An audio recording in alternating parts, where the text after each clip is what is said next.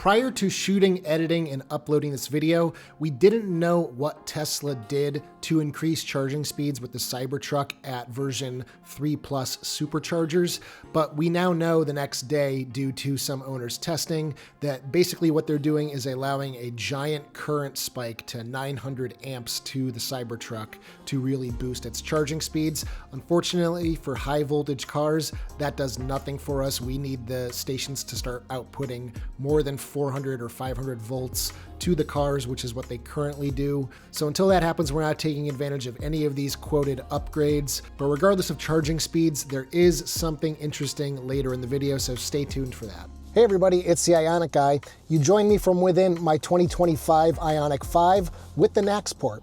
And I mentioned that specifically because we are heading to Peabody, Massachusetts, to the only version 4 supercharger dispenser in the area, to test out whether this new claim from Tesla that they've increased charging output from 250 kilowatts to 325 kilowatts, mostly for Cybertruck, is actually going to benefit me with my Ioniq 5. So as it stands today, if I go to a version 3 or version 4, well, technically 3.5 supercharger, because it has the new dispenser, but it still has old electrical cabinets.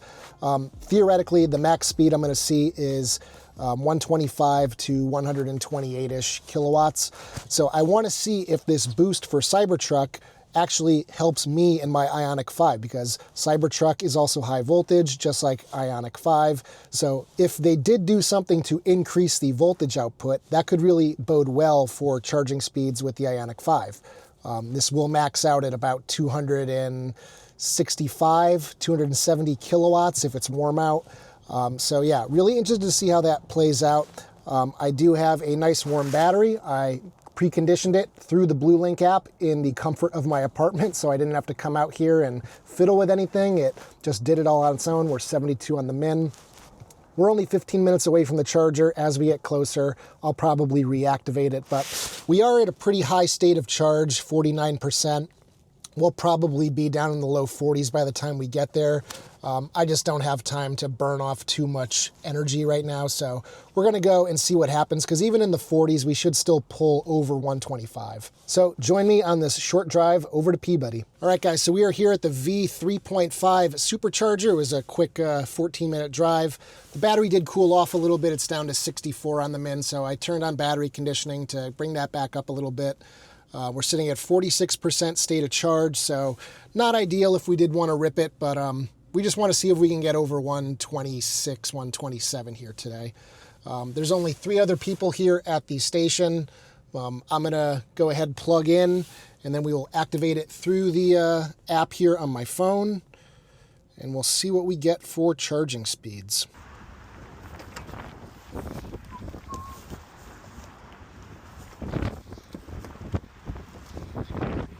Let's hit start charging and see what happens. If it doesn't go up to over 130, I'm not going to sit here and charge very long. I'm just going to unplug and go in and get a coffee. 6 kilowatts. All right, we're going up. 33, 40. It's coming up pretty slow. But let's see what we get.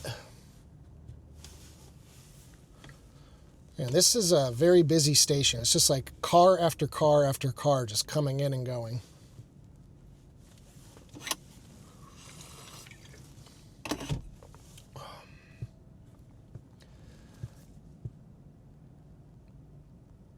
And it just cut out. What the heck? It just went to 0 kilowatts. Vehicle charging stopped. Check the charger for issues. That isn't good. Let's see. The app says charging failed. Not good. To retry, remove and reattach adapter, select post and plug in. So we didn't even really get over 100 kilowatts there, I think. Let me see if I can just reactivate it right now. Still shows the same charging session. So I will be right back. I'm going to unplug and plug back in. Before we continue the video, I think something needs to be addressed here, and that is this is now the second time, I think out of 7 or 8 total charging sessions at Tesla Superchargers with my new Ioniq 5. I have personally reached out to Hyundai. I provided them information about what happened, and I haven't really gotten an answer, but Kia has already issued a software update to EV9 addressing this issue, and that is in Technical Service Bulletin 369, released this month for 2024 through 2025 model year Kia EV9. So in this service bulletin, they say the bulletin provides information to upgrade the rear motor control unit, or MCU-R software, on certain 24 through 25 model year EV9 vehicles produced from September 24th, 2023 through January 2nd of 2025, which may unexpectedly end an EV charging session when using a Tesla Supercharger station due to signal interference with the vehicle's inverter. Now for EV9, this is an over-the-air software update, so if it were to come to 2025 Ioniq 5, it will also be an over-the-air software update. But at this point, Hyundai has not said anything about this issue. I'm trying to get more information, but this does seem to be pretty similar to what is described here in this service bulletin for EV9. So I'm hoping a fix comes in the near future, because if you guys saw my charging test on out of spec reviews where me and Jordan compared his Model 3 to my Ioniq 5, I had the same thing happen that happened in this video, but it happened after like 15 minutes or so. To me, that's actually a worst case scenario where you actually park, maybe go off and do something, and the charging session stops. So then you have to come back out, get it going again. But it's definitely easier if it happens in the first 90 seconds of the charging session where you're likely still nearby to the car. But either way, I really think this needs to be addressed and get taken care of very soon, because people are going to start getting annoyed with this as more of these cars are sold and it starts happening to them. So hopefully they can nip it in the bud while vehicle sales numbers are still relatively low. Charger number 1, start charging. Initializing charging,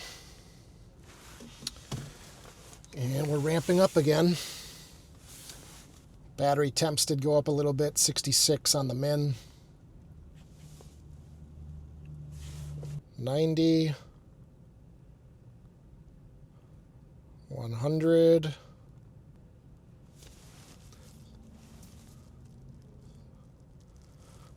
there's 126. And it looks like that might be all she wrote. Doesn't seem like it's going over that threshold. So even though this station says that it can now output 325 kilowatts, it seems like it might only be locked to Cybertruck for now. That's a real bummer. Maybe they really do need to do some hardware upgrades at these stations. So that's a bit of a bummer, but still a decent test to try out. I was getting my hopes up a little too early, but yeah, hopefully in the near future, we'll be able to get 260 kilowatts here. But until Tesla or Hyundai does something, it seems like 126, 127 kilowatts is going to be the max for 2025 Ioniq 5. Oh well. All right, guys. Quick video. If you liked this, give it a thumbs up. Check out my store at ioniqi.com for accessories for your Hyundai, Kia, or Genesis EV. Consider becoming a channel member for 99 cents per month. For $3 per month, you can gain early access to all my videos before they're released to the general public. And as always, I will see you guys in the next one. Take care, everybody.